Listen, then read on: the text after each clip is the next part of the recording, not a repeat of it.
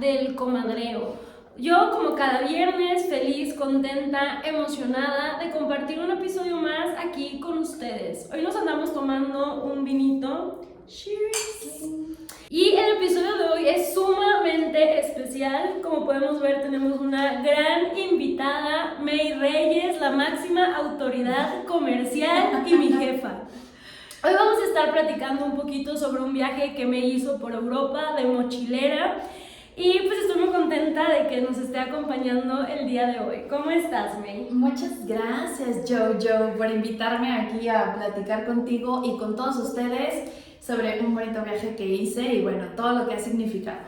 ¿Y qué tal, May? Si gustas comenzar a platicarnos, ¿cómo fue la planeación de este viaje por los Europas? La verdad es que fue para mí una planeación bastante atípica al promedio de lo que yo he escuchado de cómo se planea un viaje. Todo comenzó obviamente con un sueño o un anhelo de querer viajar, querer conocer otras partes del mundo, otros lugares que pues no tengan nada que ver con el lugar donde yo vivo, yo nací. Hace como 2 años, o sea, cuando comenzó la pandemia, compré un vuelo, así de que había ahorrado cierto dinero, me lo regresaron porque estaba en una inversión y en ese momento dije, bueno, ¿por qué? ¿Qué voy a ganar ahorrándolo toda la vida? ¿Por qué no me compro un vuelo? ¿No? Compré un vuelo, agarré un súper descuento y después llegó la pandemia. Yo sentí en ese momento como mi sueño súper grande de viajar se iba a cumplir y después fue como, ok, gracias mundo. Y en ese momento tenía 2 opciones, o sufrir porque no va a pasar y porque, ¿sabes?, por circunstancias ajenas, o también simplemente fluir, ¿no? Entonces fue quizá no es el momento, llegará en el momento que sea adecuado. Entonces creo que esa es una de las principales cosas, como no aferrarte a, y confiar que va a ser en el momento que tenga que ser. Claro, se pospuso el vuelo, siguiente año ya lo tendría que agendar, luego se volvió a posponer porque la vacuna, la vida, el COVID, luego siguiente año ya lo tenía que agendar y literal era de que ese día era 30 de marzo y tenía hasta marzo para moverlo. Yo no sabía, me dijo un amigo que trabajaba en la aerolínea, entonces en ese momento simplemente elegí una fecha random. No sabía si tenía vacaciones o no, solo elegí 3 semanas porque para mí valía la pena si ir a Europa, que fuera 3 semanas y listo. Así es como le puse fecha y le puse cara a viajar. No tenía idea de a qué lugares iba a ir en específico, no tenía idea dónde me iba a quedar, cuánto me iba a gastar. O sea, yo empecé un poco al revés, o sea, empecé ejecutando y después planeando sobre la marcha, que creo que para al menos a mi estructura de pensamiento eso me funciona muchísimo, tener como pequeños pasos y después ir, o sea, ir estructurando sobre ellos, que a la inversa, ¿no? Que a veces es que planeas demasiado, te llenas tanto de información que es bien difícil ejecutar. Entonces, bueno, así empezó la planeación de mi viaje. Ok, justo quería llegar también, o sea, ¿cómo fue el planearlo? ¿Con cuánto tiempo de anticipación lo hiciste? ¿Cómo planeaste los lugares a donde querías ir? Sí, bueno, el planearlo para mí fue clave. Hablar con personas cercanas a mí que ya hayan estado al menos en Europa, ¿no? Punto número 1. Y 2, tener claro cuáles eran mis objetivos principales, o sea, qué lugares de la zona en la que yo iba a estar, sí o sí era que quería ir, ¿sabes? Entonces, primero fue pensar, bueno, muero por ir a Alemania, punto número 1, muero por ir a Praga, punto número 2, me encantaría conocer Holanda, Ámsterdam, ¿no? Entonces, haciendo como esas main points o estrellitas, empecé a planear como alrededor. La realidad es que la mayor parte de la estructura de mi plan la hice con una de mis mejores amigas que ha estado por allá en varias ocasiones y que también se ha enfrentado a este proceso de viajar sola. Fue una pijamada en su casa, nos tomó como yo creo que 4 o 5 horas con un sushi así, algo muy divertido, empezar a hacer ideas, ¿sabes? Hacer un itinerario muy al aire en ese momento y guiándonos por el mapa, ¿no? Hay muchas cosas que las has escuchado pero no sabes dónde están realmente, entonces pues eso, o sea, empezar a hacer, ok, de aquí te queda cerca tal lugar y de tal lugar y entonces así empiezas a hacer como una ruta, obviamente basando desde dónde llega tu vuelo y dónde sales de regreso.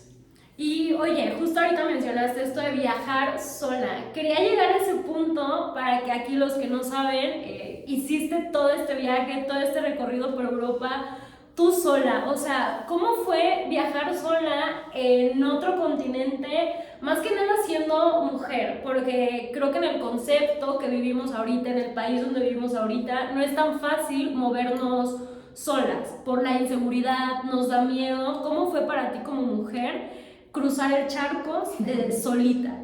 Fíjate que ahorita que haces la pregunta, creo que no solo en nuestro país, a veces creemos que solo en México existe este tema, uno de que sí, tema de inseguridad y dos, como quizá un poco de machismo y entonces que necesitamos a alguien más o inseguridades, ¿no?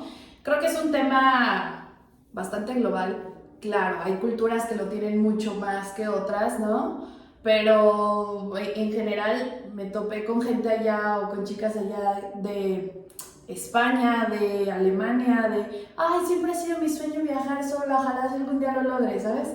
O, ¿qué te dijeron tus papás cuando quisiste viajar sola? Y era como, o sea, hubiera esperado que alguien de aquí me lo preguntara tal vez, pero no una europea, claro. O no, ¿sabes? Como alguien de otro continente.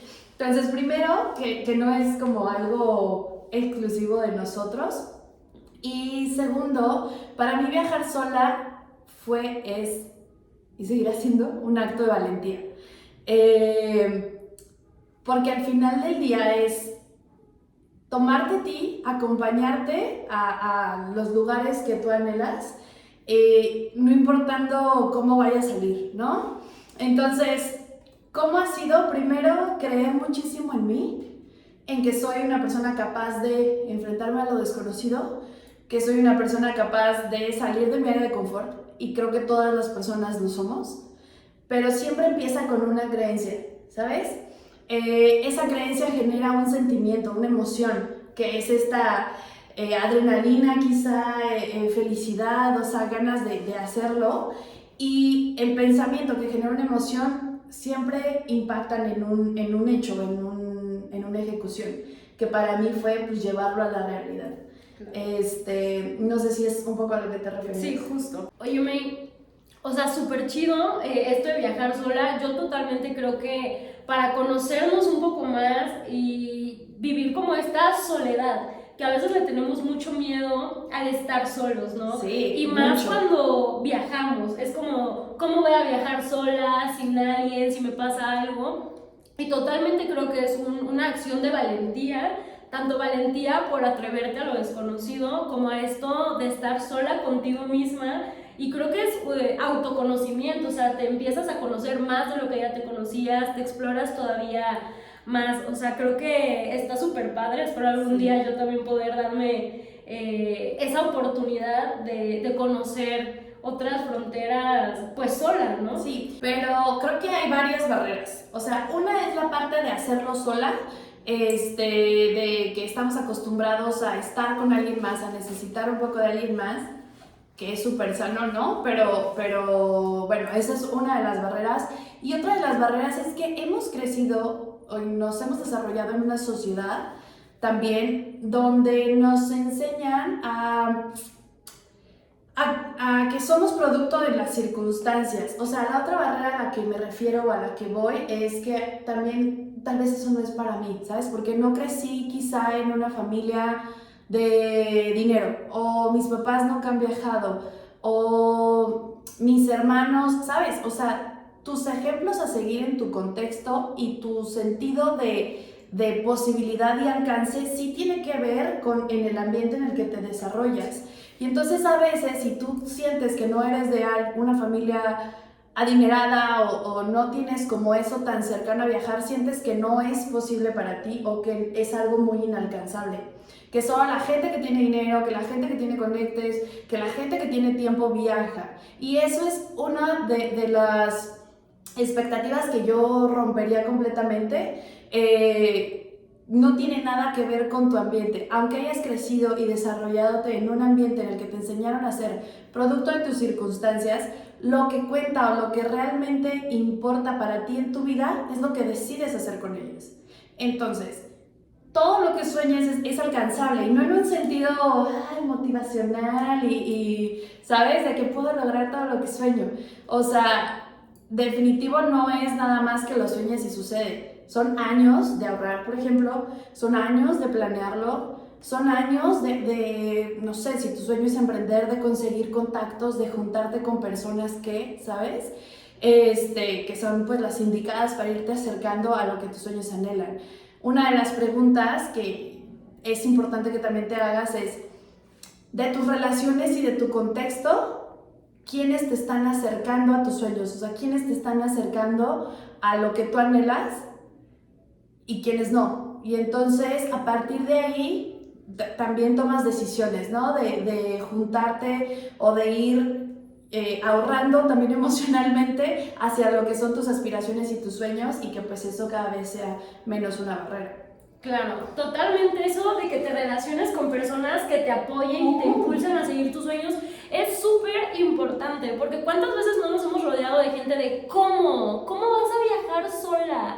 No, eso no está bien. O sea, que al final hace que minimizan nuestros sueños o nuestros Exacto. objetivos. O sea, totalmente, yo también soy creyente que necesitamos rodearnos de personas que impulsen esos sueños y pues sí, nos ayuden a alcanzarlos, ¿no? Que son, al final del día, las relaciones positivas que tú tengas, sí tienen mucho que ver en la suma, para el resultado en general, que vaya, no es el resultado, pero que en general vaya siendo lo que vas logrando o a lo que te vas acercando. Óyeme, y un punto que yo me da mucha curiosidad y lo hemos platicado, es el tema de los hostales. Creo que muchos de nosotros cuando viajamos, lo primero que pensamos es en un hotel, en un Airbnb, y jamás le damos, o no todos les damos la oportunidad a los hostales. Porque pensamos que pues hay mucha gente que no conocemos, que son mugrosos, que compartimos con gente que ni al caso. Platícanos un poquito de esta experiencia de los hostales. La verdad es que sí, todo mi viaje se basó en hostales, en todas las ubicaciones que estuve, hostales más hospedajes muy amables que conseguí.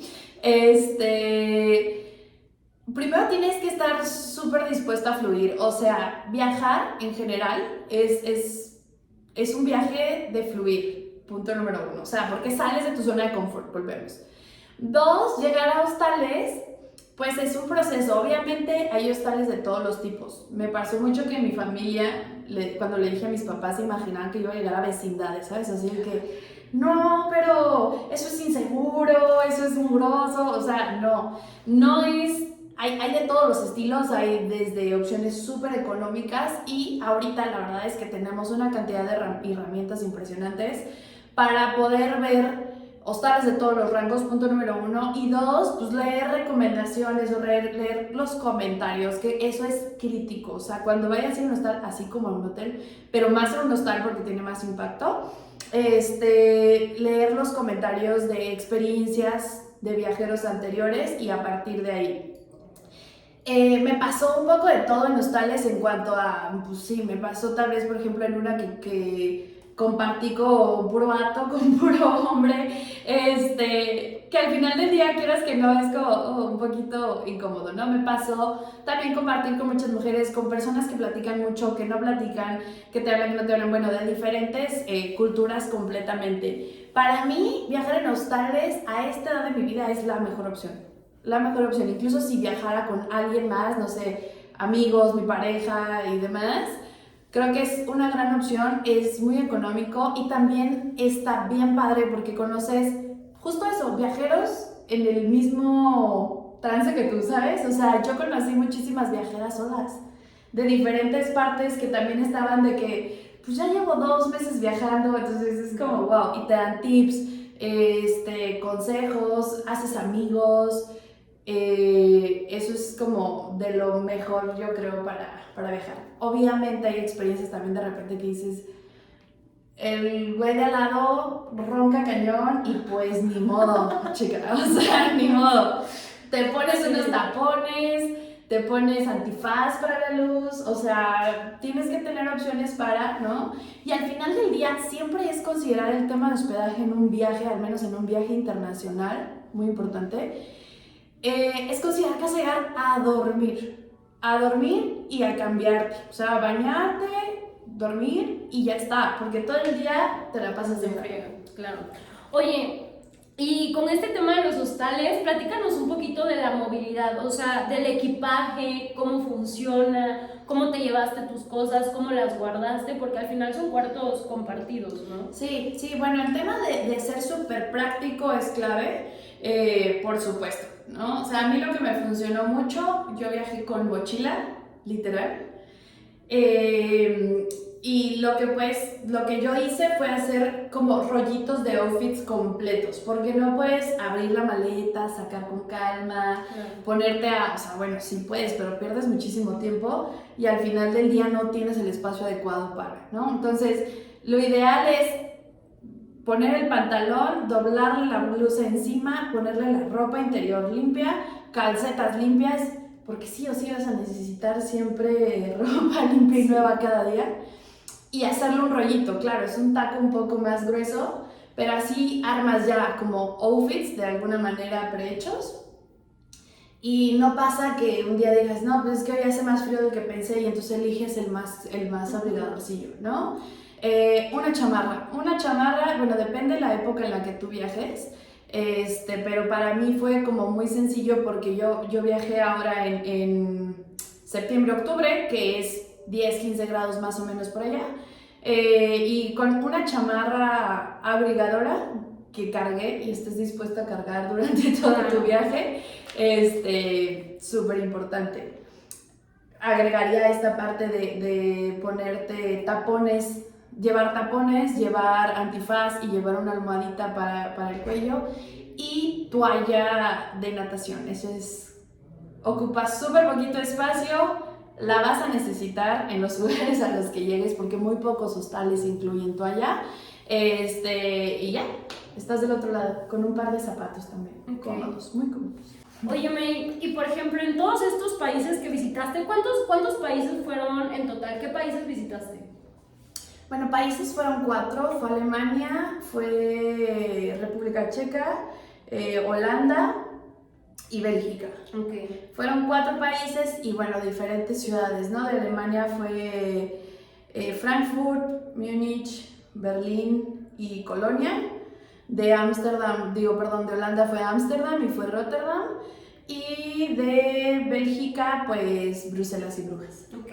Oye, ¿y cuál crees que fue el choque cultural más grande que tuviste? Porque pues al final nos hemos desarrollado en un entorno que es un granito de arena en todo el mar que es el mundo. O sea, ¿cómo fue este choque cultural más allá? Porque estas culturas son más abiertas, son menos conservadoras. O sea, ¿qué fue lo que más te hizo, no ruido, pero lo que más te llamó la atención de las diferencias culturales?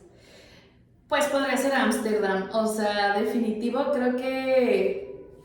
A ver, hay varios choques culturales en diferentes lados, ¿no? O sea, por ejemplo, la mayor parte de mi viaje fue mucho al este de Europa y esta zona, al este de Europa, es una zona en promedio o muy atea o muy protestante. Entonces también eso para mí es un choque cultural viniendo de un país como muy religioso, ¿no? O de una cultura en general latina muy, muy religiosa. Y con tintes tanto a favor y en contra, ¿sabes? O sea, hay un poco de todo, pero bueno, eso en general es uno de los choques, si así lo quieres ver. Pero podría decir que el que más me generó choque cultural fue Ámsterdam, pues obviamente por toda esta facilidad de acceso, ya sea a weed, de todos los tipos, cepas, sabores y colores, como su accesibilidad al sexo y lo abiertos que son en el tema. Justo hablando de Ámsterdam, hace unos días vi en Twitter como una publicación viral de una latina que fue a Ámsterdam y tomó fotos como de anuncios, de publicidad que hay en las calles, de hombres desnudos, de hombres besándose con hombres, y decía, ¿qué es esto? Aquí no traigan niños. Y pues mucha gente le empezó a decir que es evidente la libertad sexual que hay en Ámsterdam. O sea, no es un lugar obvio al que llevas niños y es un lugar donde ya sabes a lo que vas. O sea, ¿qué tanto se ve? Sí, por mira, allá?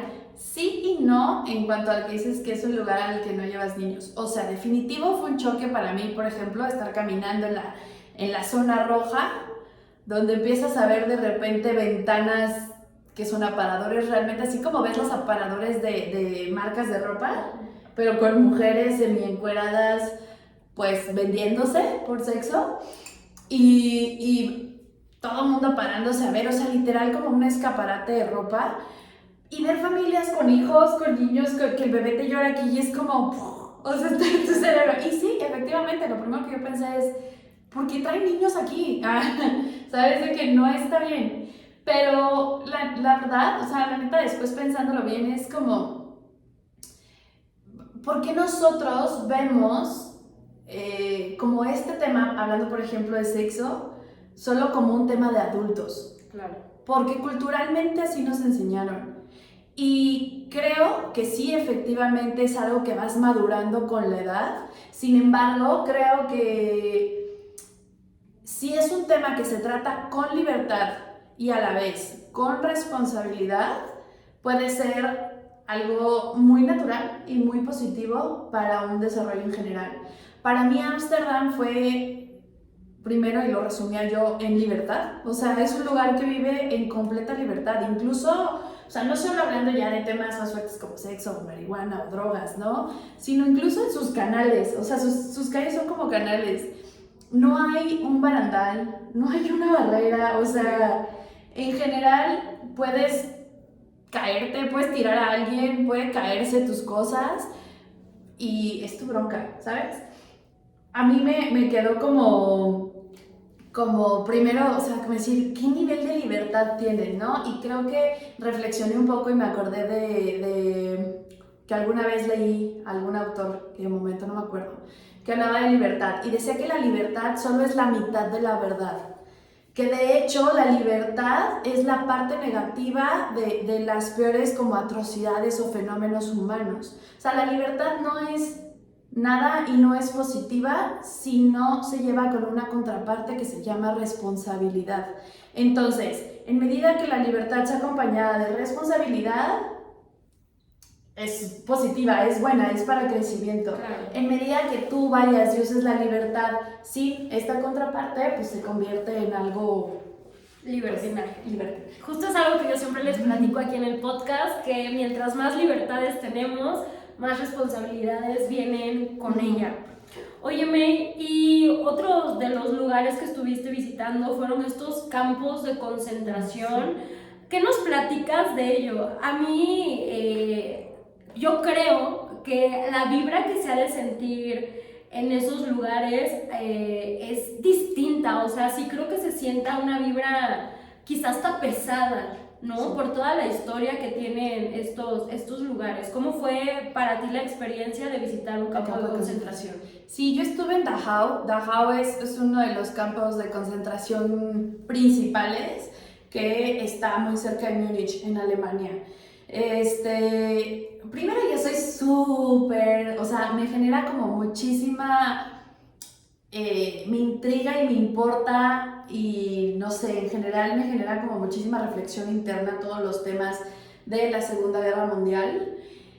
El creer que alguien fue capaz de hacer lo que hizo, el ir y viajar es a veces hasta ponerle cara, ¿sabes? O sea, ves cosas que tenían, las pertenencias que ellos tenían, fotos, cómo vivían, o sea, todas las atrocidades que se hacían en un campo tanto de concentración como de exterminio, que al final del día vienen siendo un poco lo mismo, pero bueno, en el de concentración vivían o los almacenaban un poco de tiempo más, ¿no?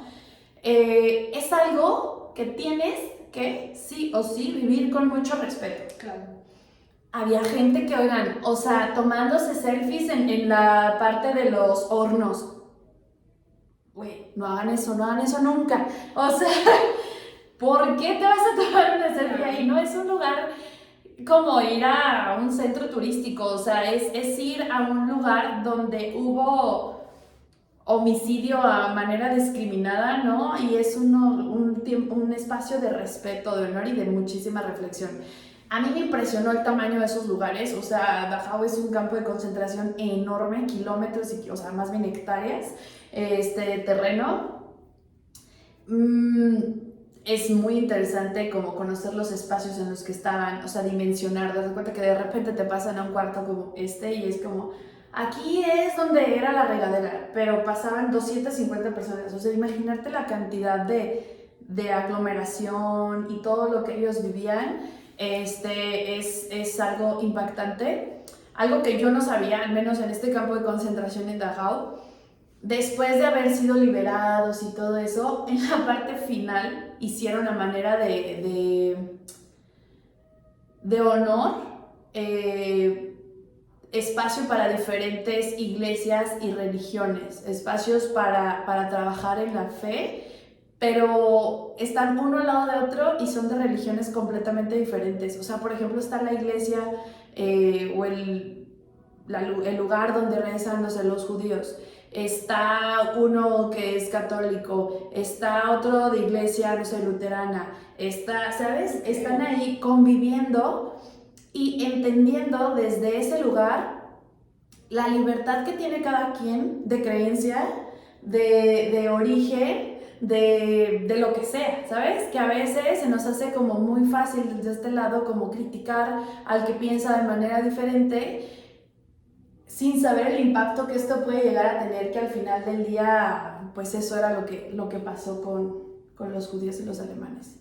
Entonces es algo que recomiendo mucho, siempre y cuando estés dispuesto a vivirlo como con mucho respeto. Claro, sí, creo que es sumamente importante, pues sí, por toda la historia que tiene, todas las personas que sufrieron y vivieron en carne propia, pues ese lamentable suceso. Y oye, algo que también que ya platicamos nosotras, fue el tema de brujas. Yo, sinceramente, viví engañada toda mi vida, 26 años y medio, creyendo que Brujas, literal, era un lugar de brujas. O sea, yo en mi mente, que tampoco nunca he investigado, creía que Brujas era un lugar donde ahí habían quemado literal a brujas en esa época. Cuéntanos un poquito de esa historia, porque a mí me explotó el cerebro cuando nos contaste. Sí venden brujas, o sea, en las tiendas de recuerdo venden brujas. Si tú vas de tour y no sabes, pues las compras. Pero la realidad es que es un lugar donde no hay brujas, nunca hubo brujas y no tiene nada que ver con eso. Puede que la historia sea un poquito más amplia de lo que yo les voy a contar, o sea, es un resumen súper rápido, porque algo que yo hice y es una recomendación súper importante para si vas a viajar es primero tomar un free walking tour. No son gratis, pero es bien importante siempre llegar y tomar un tour de la ciudad donde te platiquen la historia, donde te platiquen cosas propias del lugar, para que entiendas qué es lo que estás pisando, qué es lo que estás viendo, qué sucedió ahí hace cientos o miles de años, ¿no? Tip número 1. Bueno, 2. En este tour lo que nos comentaron es que pues no se llama Brujas.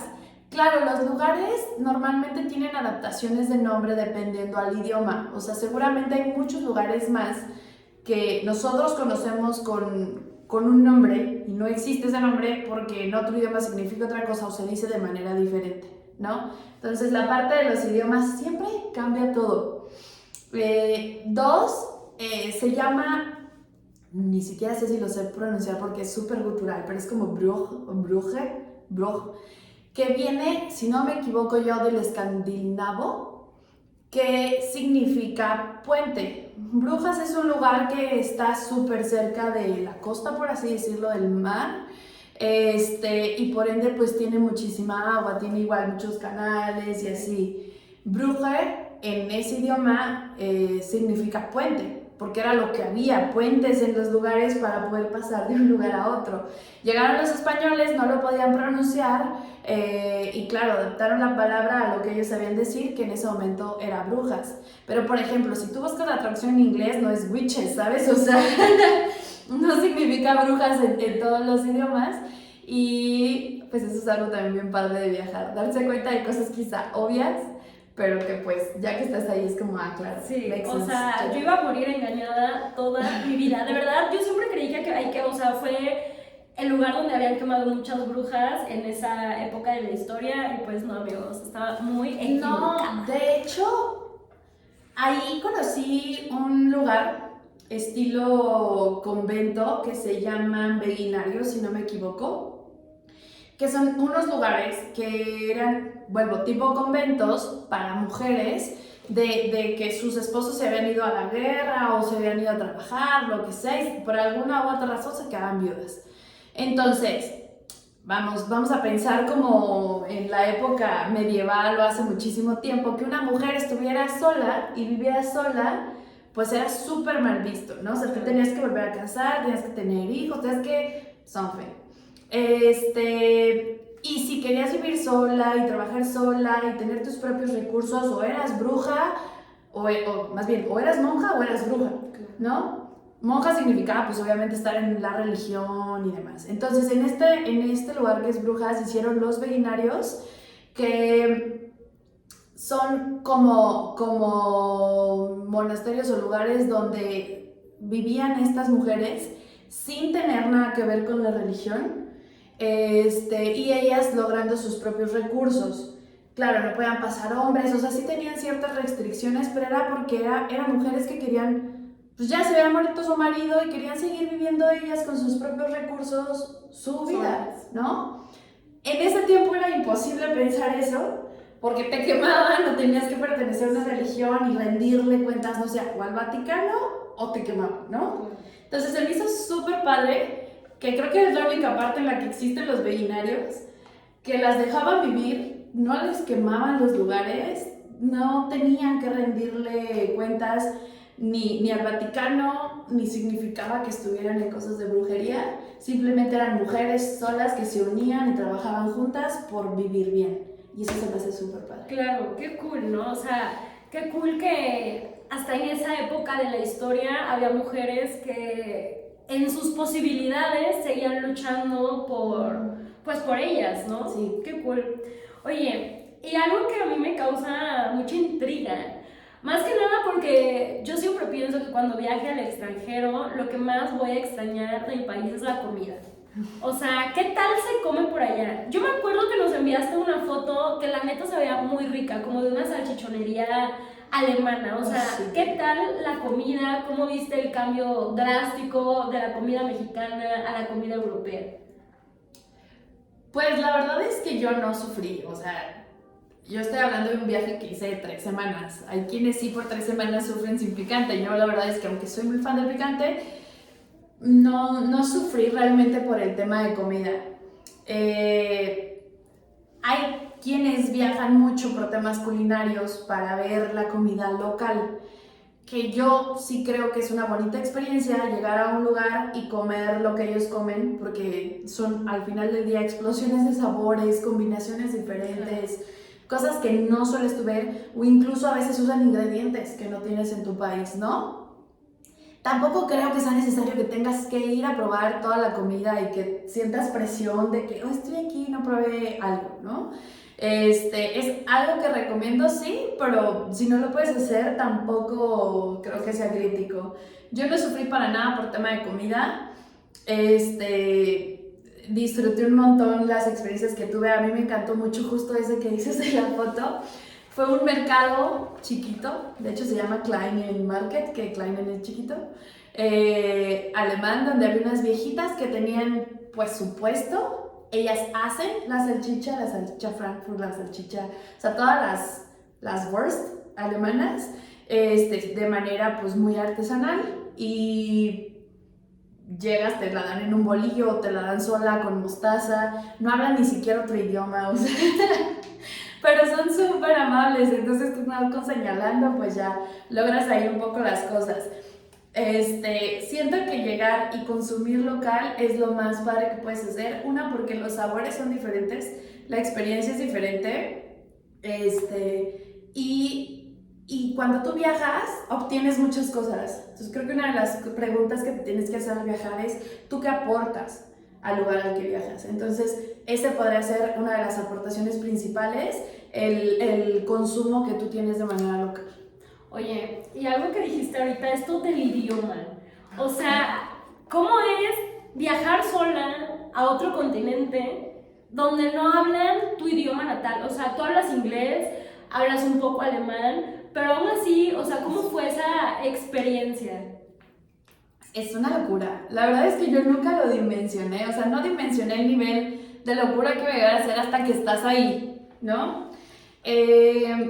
En Alemania, pues sí, o sea, se me hace súper difícil, sobre todo porque uno de los primeros días que llegué en Múnich me perdí en la noche, no tenía internet, no había acceso a internet, hay factores que siempre van a pasar y no consideraste antes.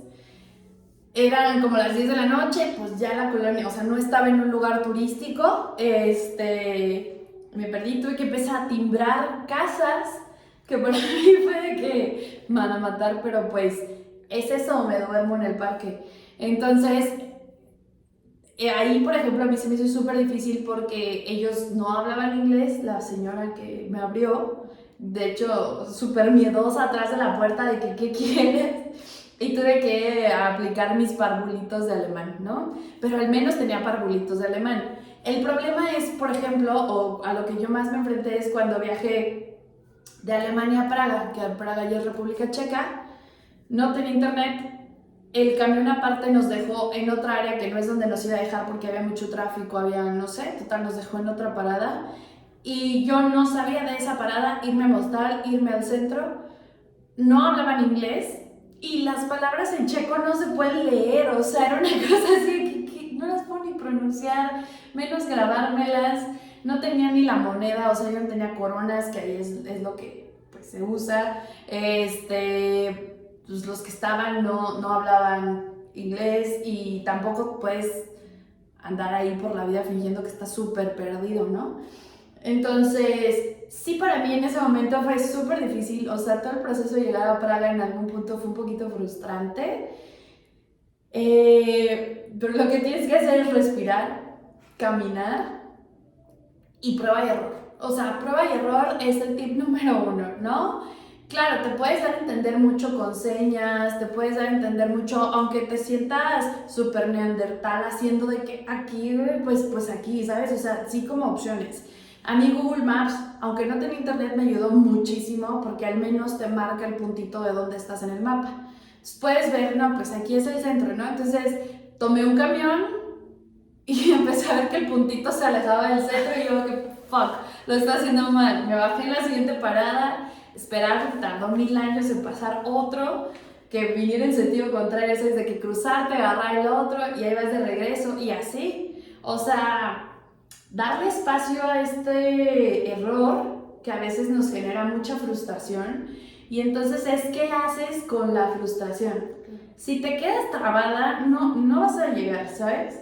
Y entre más tiempo te cueste asimilarlo, pues más te vas a tardar en llegar a tu destino. Entonces a veces, y claro, vas cargando la maleta, ya vienes cansado, estás sudando, o sea, hay muchos factores, ¿no?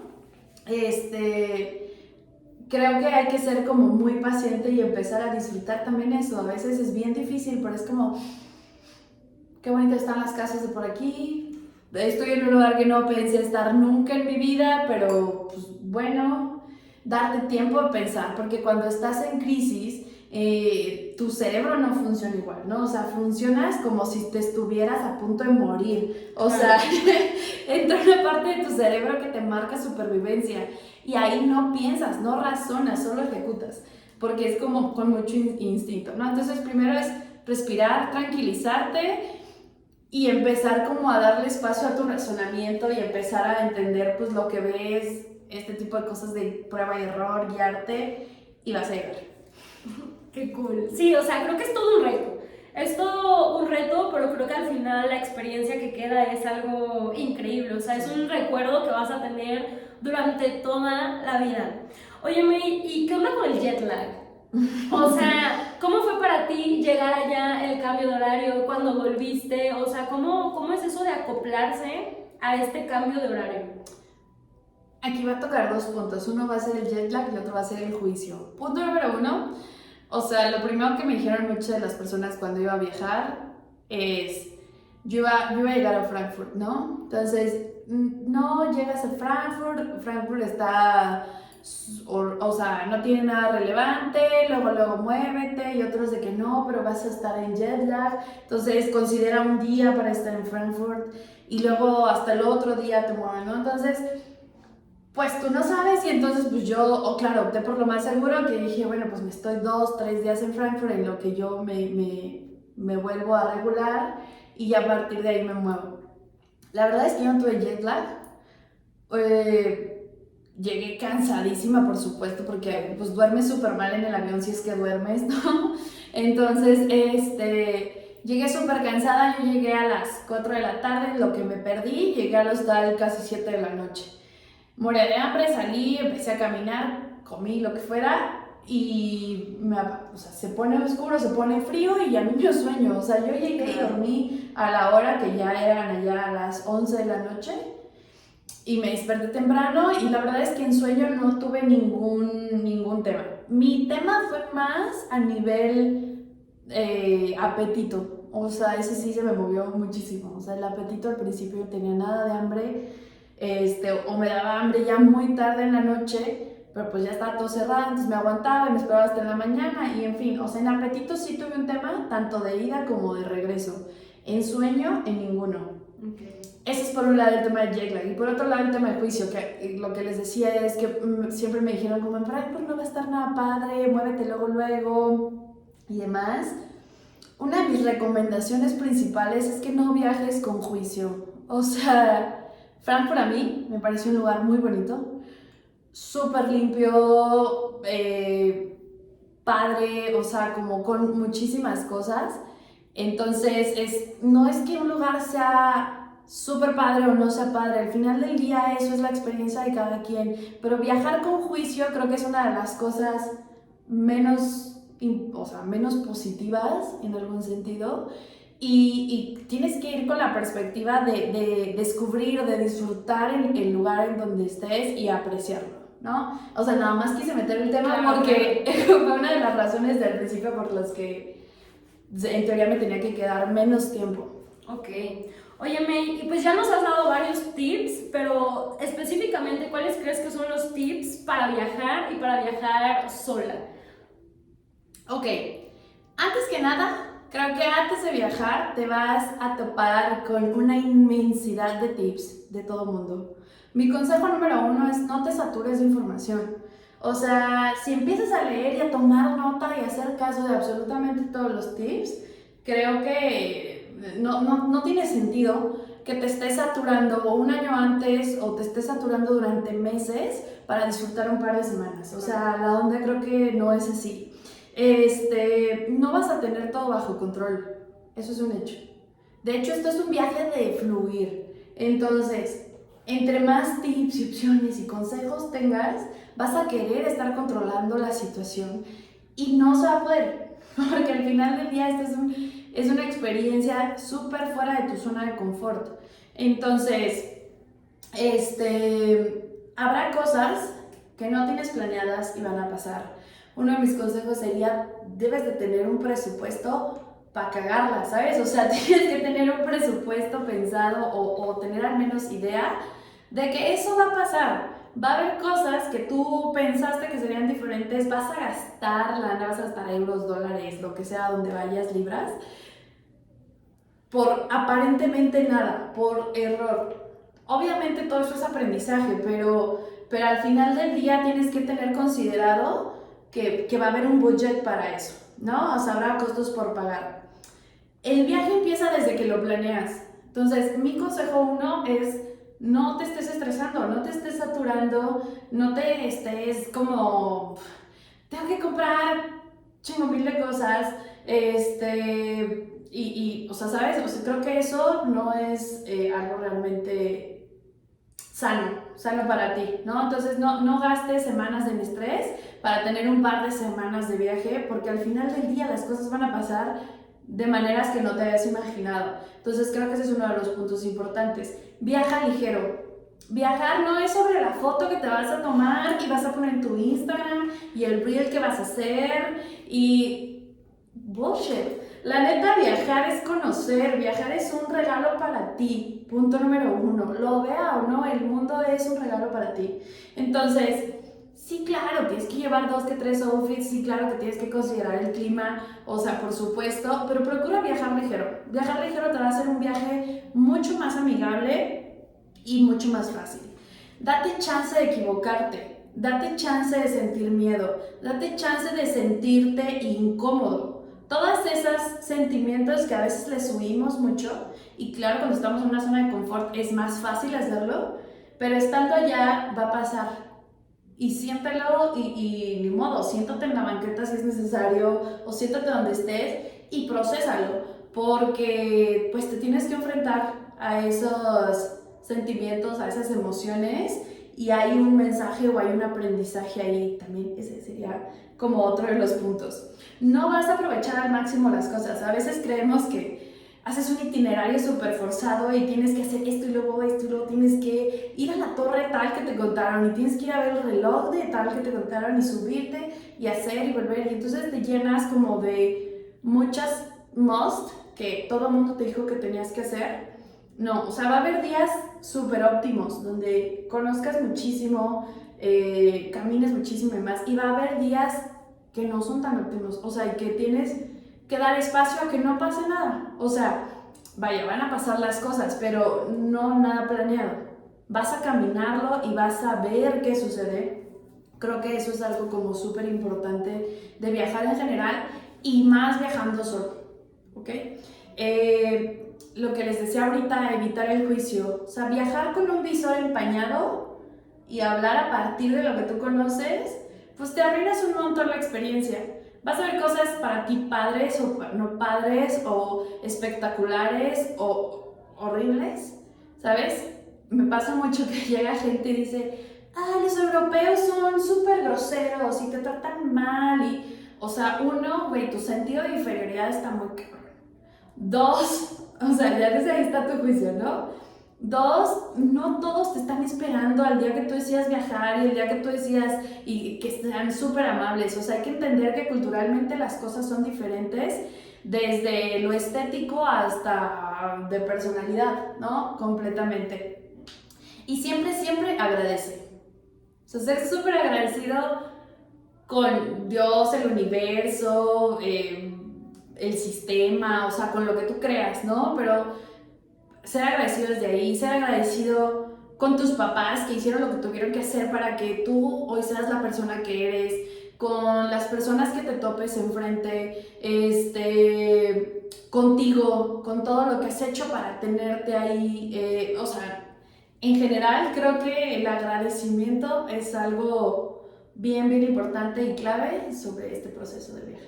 Ok, creo que son tips muy, muy buenos, muy buenos. Oye, ya para terminar, ¿para ti qué significó viajar sola? Para mí viajar sola, lo que les comentaba, significó un acto de valentía. Para mí es un sentido de logro, o sea, sentido de logro porque es algo que yo anhelaba, desde siempre he anhelado poderlo hacer. Y también fue un proceso de acompañarme mucho con mi niña interior. O sea, creo que conecté un buen con mi niña interior. De que, güey, cuando te pierdes es horrible y te llega a dar el sentimiento como cuando un niño se pierde y esa vibración va y sientes que vas a llorar, ¿sabes? Y después es como tú abrazarte, tú decirte, a ver, güey, estamos aquí, estamos juntas, vamos a hacer esto, vamos a, ¿sabes? Como una mamá, o sea, una mamá con su bebé no va a decir, estamos perdidos, sino lo va a hacer sentir seguro. Creo que tener hipoteca lo que va a hacer, lo va a hacer sentir seguro. Y ese acompañarte a ti con tu niño interior es espectacular. ¡Qué cool! Ay, May, pues muchísimas gracias por estar hoy aquí en este episodio especial de final de la segunda temporada con nosotros en Más Allá del Comadreo. Me encantó platicar contigo, sabes que te quiero muchísimo, eres una de las personas más chidas en mi vida y muchas gracias por estar aquí. Muchas gracias, Jo, por invitarme y gracias a ustedes. Viajen solo, viajar solo es algo que todo el mundo tiene que hacer. O sea, es algo, no todo el mundo está listo, pero que yo creo que es algo que todo el mundo tiene que hacer. Claro. Y bueno, Gracias. amigos, pues gracias por vernos un viernes más y cámara bye, perros.